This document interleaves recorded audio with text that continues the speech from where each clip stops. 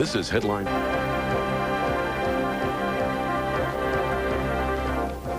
Headline News, I'm Valerie Hoff, in today for Judy Fortin. U.S. troops are beefing up security in northern Haiti following a deadly firefight with Haitian police. Marines took control of Haitian Army and police facilities in Cape Haitian today after Haitian police and soldiers left their posts. Earlier in the day, civilians entered the abandoned buildings and carried off guns. Haitian military leader Raul Cedras and U.S. military commander Lieutenant General Hugh Shelton have returned to Port-au-Prince after a trip to Cape Haitian to assess the situation. Today's chaos followed the shootout between Haitian gunmen and a U.S. Marine patrol last night, in which 10 Haitians were killed. A U.S. spokesman says Marines fired at a Haitian police officer who was waving an Uzi at a crowd of demonstrators, but it's unclear who opened fire first. So we don't know whether the Haitians or the Americans actually fired first? I think it'd be impossible to tell. We teach our people in use of deadly force. If you think you need it, you don't wait. You use it unhesitatingly. And I hope our lieutenant shot first. From your story, you believe he did, but... Excuse me? And from your story, as you told it, you believe he did fire first. I don't know that, but I know what he did was right. The U.S. Coast Guard says the first Haitian refugees to return home since the U.S. invasion will arrive in Port-au-Prince tomorrow. The 222 refugees volunteered to return.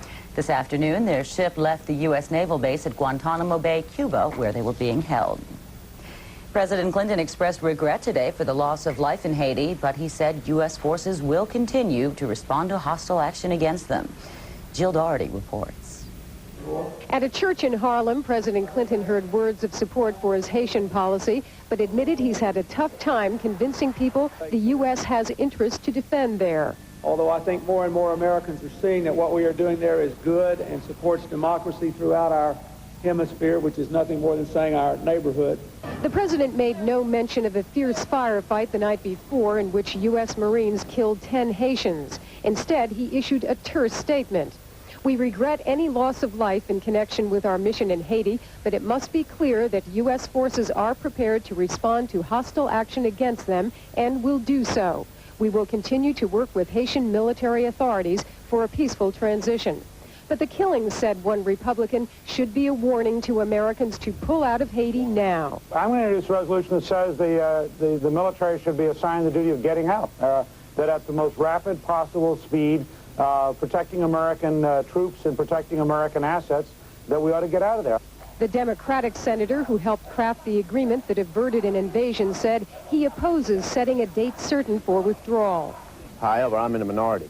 The Senate of the United States, I think, majority will favor setting a date. Now, I hope the date will be long enough off so that we can at least go through the first phase of completing the parliamentary elections. Defense Secretary William Perry agreed a date certain would complicate the Haiti operation. So we will certainly be there into early next year. I would hope to get the military part of this mission wrapped up by then. Haitian President Aristide, meanwhile, announced he's convening a special session of the Haitian Parliament Wednesday of this week to study a draft of the amnesty law. If Parliament fails to pass an amnesty law, the Haitian military could be subject to arrest. But U.S. officials say if General Cedras is looking for protection, he won't get it from U.S. forces. I would be hard-pressed to imagine that a single American soldier would be asked to risk his life to protect General Cedras. Asked whether U.S. forces have plans to seize General Cedras if he does not leave office by the deadline of October 15th, the White House says there are many contingency plans. The press secretary says we're not looking for a manhunt, but there are 14,000 U.S. troops on the ground as an insurance policy. Jill Doherty, CNN, New York. President Clinton will attend a Democratic fundraiser tonight. He was also meeting with the United Nations Secretary General as well as the President of Bosnia. Mr. Clinton will address the United Nations General Assembly tomorrow. Russian President Boris Yeltsin will also address the UN tomorrow. He landed in New York early this evening after spending the weekend in England with British Prime Minister John Major. The two discussed the war in Bosnia earlier today. Yeltsin and President Clinton will hold their third summit meeting starting Tuesday. The two leaders are expected to discuss economic ties and security issues. United Nations officials warn Sarajevo residents could soon face severe food shortages if Bosnian Serbs keep blocking humanitarian shipments. A spokesman says current food supplies will run out in 2 weeks. The Serbs cut off all aid convoys in retaliation for Thursday's NATO airstrike and tightened international sanctions. The UN was also forced to suspend humanitarian airlifts out of safety concerns. Both sides report progress in the ongoing talks between Israel and the PLO. They've agreed to meet next week in Cairo, Egypt, to try to resolve a dispute over Palestinian elections. That issue is holding up implementation of parts of their peace accord. Israeli leader Yitzhak Rabin says his country supports elections, but important questions haven't been answered yet. We have to know what will be elected, what will be the spheres of responsibility of the elected body, the question of redeployment, the question of what they do after that. Rabin says there will be separate talks in Cairo on security issues, including the release of Palestinian prisoners. Gerry Adams says the people of Ireland have the intelligence, the wit, and the right to govern themselves. Adams, head of the IRA's political wing, is on a 2-week U.S. tour. He says his party, Sinn Féin, would consider a coalition government with the British in Northern Ireland. British officials say they could meet with Sinn Féin by Christmas. There's a report today that Sudan gave France its choice of capturing Carlos the Jackal or the Palestinian terrorist Abu Nidal, and that France chose Carlos. The London Sunday Times says the decision was based on the Jackal's implication in the 1975 murder of 2 French agents. Both governments deny a deal was made. 2 powerful crime organizations have joined forces to control the international distribution of cocaine. Peter Arnett reports on the collaboration between the Italian mafia and a Colombian drug cartel.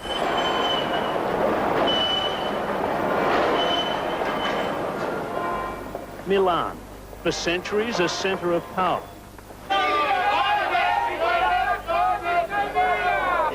The deal-making capital of Italy. La Borsa Verde, the stock market, a place where fortunes are won and lost. For centuries, financiers have gathered in Milan to buy and to sell. But now there are new buyers, new sellers, and a new product, cocaine. The Cali cartel has now sealed a contract with Italian organized crime. It is here in Milan, the financial capital of Italy, that the deals are concluded. It is here that the old mafia bonds of blood and secrecy meet with commerce. It is here the Italian mafia meets the Cali cartel. Control Central, Palermo, Sicily. The cartel is joining forces not only with the Italian mafia, but with its most notorious branch, the Cosa Nostra.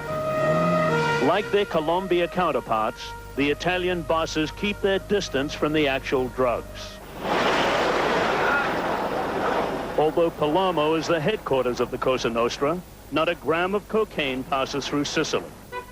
Here, the mafia controls international distribution. Here, the decisions are made.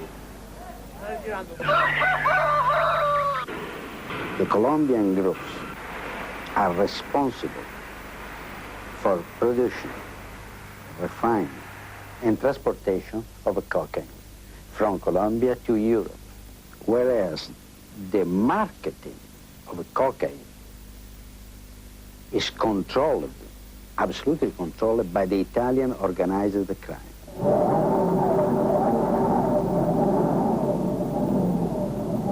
How to stop this is not so easy to answer.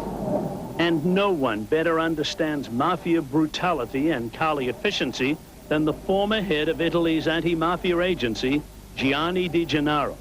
4 years ago, I went to Washington in the DEA headquarters, and I received the first information and communication about the system of work of the Colombian cartels. Italian police computers today are full of information about the cartel mafia connections and the huge gains cocaine has brought. We know that the mafia is 10 times more powerful today than in 1960. That new strength prompted major crackdowns by Italian law enforcement. But these and other publicized attacks on the mafia have failed to deter its new ventures. The cocaine problem is our major drug problem now, because in fact, while heroin consumption seems to be decreasing, the consumption of cocaine is growing. Growing in places never before expected. Peter Arnett, CNN Special Assignment. A gun battle between two motorcycle gangs has left 2 people dead and 8 others injured. The police chief of Lancaster, New York, says there was an explosion of gunfire at the beginning of a motorcycle race. The chief says both gangs were heavily armed. After 100 days of headlines, jury selection in the O.J. Simpson double murder case gets underway tomorrow. Lawyers from both sides will pick 12 jurors and 8 alternates from a pool of 1,000 people. Judge Lance Ito will first excuse those who claim they'll suffer personal or financial hardship if they're chosen. Prosecutors hope to have the panel sequestered, but that hasn't been decided. Jury selection will not be televised. Alaska Native corporations are disappointed with the latest verdict in a lawsuit arising from the Exxon Valdez oil spill. A state jury in Anchorage yesterday ordered the oil giant to pay $9.7 million to communities that suffered damage. The groups had sought more than $120 million and are expected to appeal. Exxon calls the verdict a reflection of reality. Last week, a federal court ordered Exxon to pay $5 billion in punitive damages.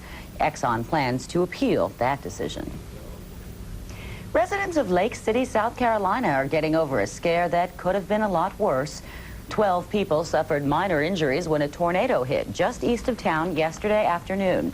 The storm destroyed 6 trailers and damaged cars, roofs, trees, and power lines. And coming up next in Dollars and Cents, the challenge facing black college students. Then later, quizzing you on the movie options. Give me the name of the explorer who discovered Mozambique. Vasco da Gama? Correct, for 10 points. Temple is an underdog. You know, people root for that. Sure, wasn't Herbie terrific? Have you seen the ratings? I'd like you to meet next week's challenger, Charles Van Doren. Oh. Correct, you have 21. This guy in there. 80s and 90s will continue to warm the West. A cold push will move into the upper Midwest with cool 50s for parts of the western Great Lakes.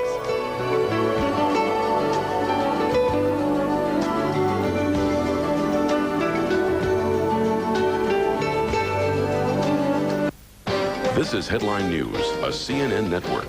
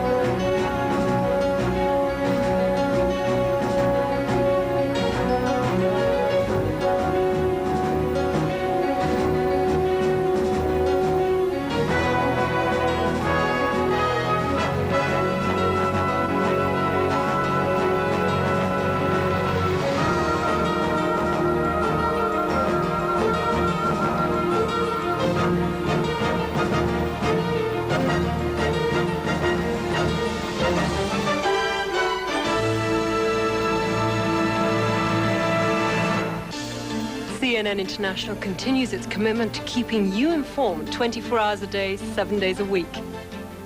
With 2,000 professionals and 29 bureaus providing the most complete coverage of world news. Around the clock, international business reports, plus up-to-the-minute weather and sports. For the latest news throughout the day, stay with CNN International and stay informed. World News, only on CNN International.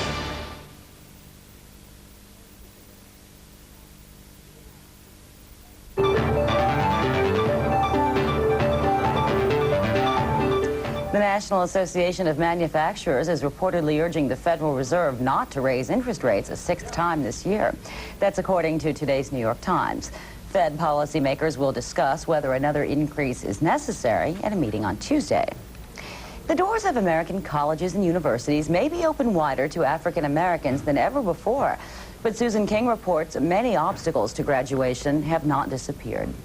Making it in a predominantly white world has not proved easy for African American college students. Only 1/3 of them graduate. The atmosphere here is really a lot colder than a lot of the high schools that they came from, and a lot of the support networks aren't there. So just getting those kind of things together might take a year or two, and a lot of students don't survive through those first 2 years. It's important, especially for black students and all minority students, to really let their teachers know who they are. Eugene Williams authored a survival guide for black students which de-emphasizes reacting to racial slights and emphasizes personal relationships with professors who control grades. They'll put a face and a body to that name, and it's a lot harder to fail somebody that you actually know. Still, black students gravitate to organizations with other blacks, leading to complaints of voluntary segregation. But successful students argue it, too, is a survival technique. The first feeling is intimidation, and so you have to kind of focus on that and try to fight that feeling. And I think the Black Student Union lets you know it's okay to be intimidated at first, to show them that you can do it. These George Washington students say black organizations are their base and help them survive in college without losing who they are in the process. Never would I ever sell out, sir. You get more respect that way if you don't sell out. But academics aware of low retention rates for minorities argue it is not enough to simply recruit black students. Campus cultures must change. Making sure that minority students feel comfortable and safe and welcome on campus, in addition to just ensuring that there is a critical mass. Changing campus culture can mean new teaching techniques. One professor substituted more hands-on learning for lectures. He did change his teaching methods and found that the test scores of minority students increased. Higher education is no longer a dream deferred. To survive, academics say that black students need a college's support and financial backing. And if you believe Eugene Williams, they also need a dose of common sense. Susan King for CNN, Washington. We'll bring you an update of all the NFL action next in Headline Sports.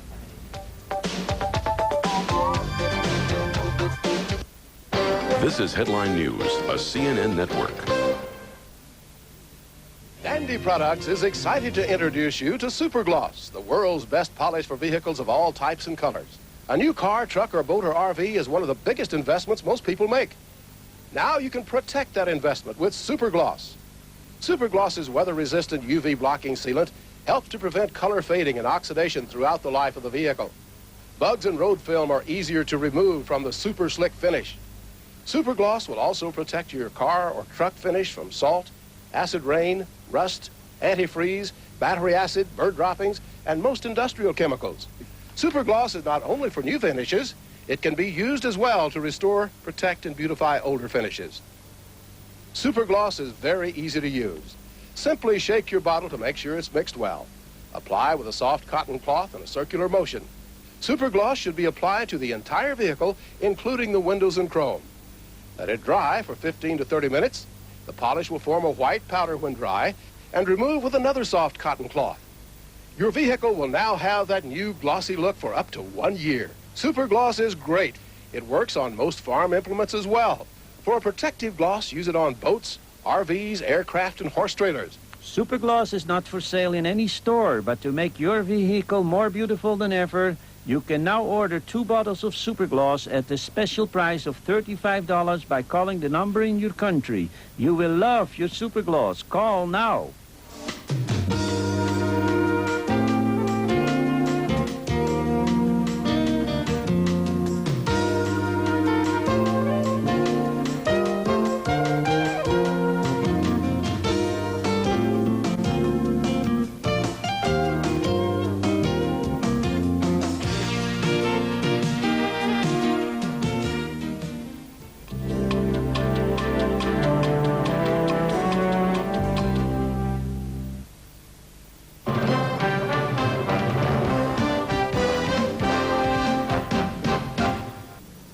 if you're a fan of Formula One, it doesn't get any better than this. Only 1 point separates the top 2 drivers heading into the final 3 races of the season. Damon Hill took full advantage of Michael Schumacher's 2-race suspension, winning both races, including Sunday's stop at Estoril, to pull from 21 points off the lead to within just 1 of the German. Hill's teammate David Coulthard led for much of the race and helped lift Williams-Renault to the top of the Constructors' World Championship by placing 2nd, now 2 points ahead of Benetton Ford. Finland's Mika Hakkinen finished 3rd in a McLaren Peugeot. Pole sitter Gerhard Berger left the race after just 7 laps because of gearbox trouble. Magnus Larsson was the hero as Sweden pulled off another incredible rally in Davis Cup play, battling back from down 2-0 to knock out the United States. After Sweden won the doubles on Saturday, Pete Sampras suffered a severe hamstring injury and, as you can see, just could not continue against Stefan Edberg. A big break for the Swedes, having the world's top-ranked player pull out with an injury. Then Larsson came out strong in the near-court, powering past Todd Martin to wrap up the victory.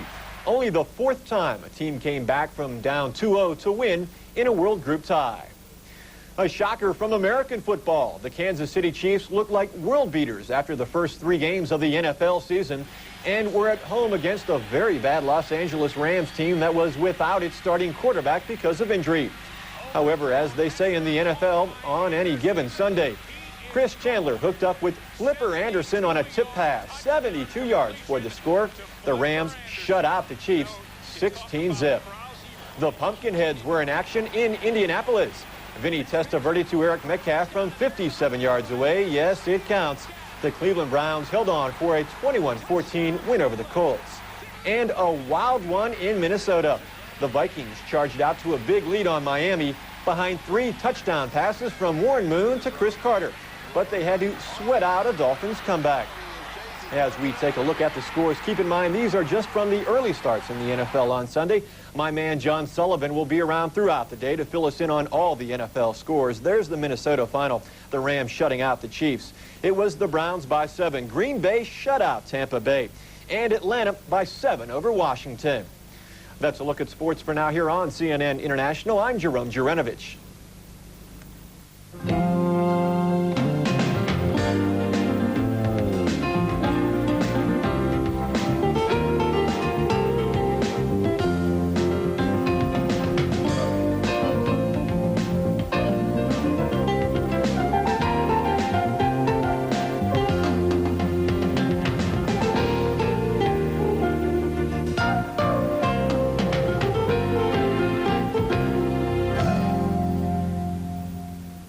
One day, until his violent death, drug lord Pablo Escobar was the world's most wanted man.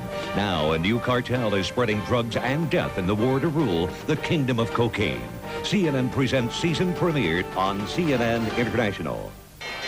Right now, business is being done. Somewhere in the world, stocks, bonds, currencies, and commodities are being traded. 24 hours a day, CNN covers the global marketplace. Watch for our business news updates on CNN International. The National Organization for Women. In the eternal search for the truth, you're bound to step on a few toes. Ross Perot. To those aggrieved parties, we now offer our apology. Crossfire on CNN International.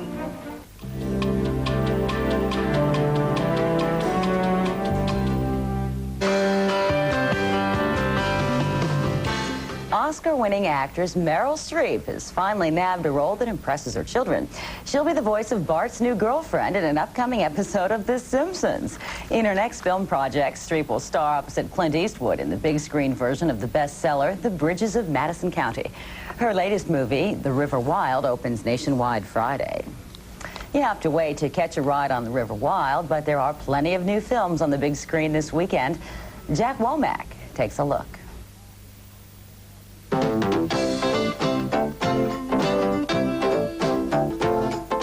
Dick's on a witch hunt.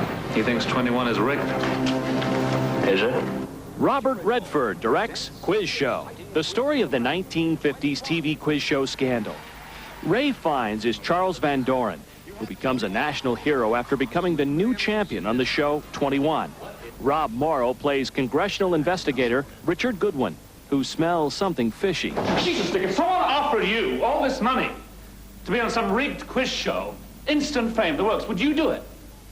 No. Of course not. John Turturro is Herbert Stemple, a former winner, not at all happy about being told to lose. You lose when I tell you to lose. Now I'm supposed to take a dive? Just sign the statement. Sign the statement, Herb. Sign the statement. Who cares if it's true, huh? Quiz Show is rated PG-13. Are you out of your mind? Yes! Yes, I am! In Terminal Velocity, Charlie Sheen is a skydiving instructor. A student, played by Natasha Kinski, dies during her first lesson. Sheen is a bit surprised when he finds out she's still alive. She's one of two things, covert agent or a complete raving lunatic. His career is up in the air until he can unravel the mystery. Terminal Velocity is rated PG-13. Hope is a dangerous thing. Hope can drive a man insane. It's got no use on the inside. You better get used to that idea. In The Shawshank Redemption, Tim Robbins is a banker who's sent to prison for killing his wife and her lover. Why'd you do it? I didn't, since you asked. You can fit right in. While serving his 2 life terms, he becomes friends with Morgan Freeman, a con who can get his fellow prisoners just about anything they want. Lord, it's a miracle! Shawshank Prison is run by a hard-nosed warden played by Bob Gutton. I believe in 2 things. Discipline and the Bible. Here you'll receive both. After 20 years, one thing Robbins has learned is to never give up. I've been in here most of my life. I'm an institutional man now. I guess it comes down to a simple choice, really. Get busy living, or get busy dying. Based on a Stephen King novel, The Shawshank Redemption is rated R. With Now Showing, I'm Jack Womack.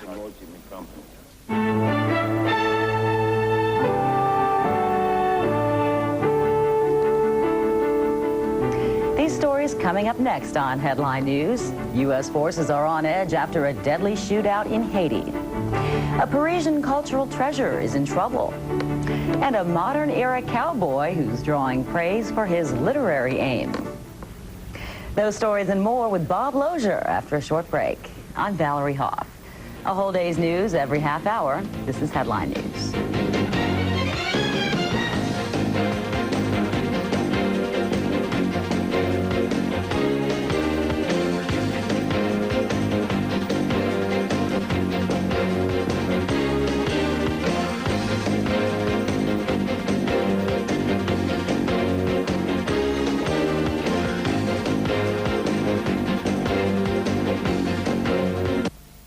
This is Headline News, a CNN network.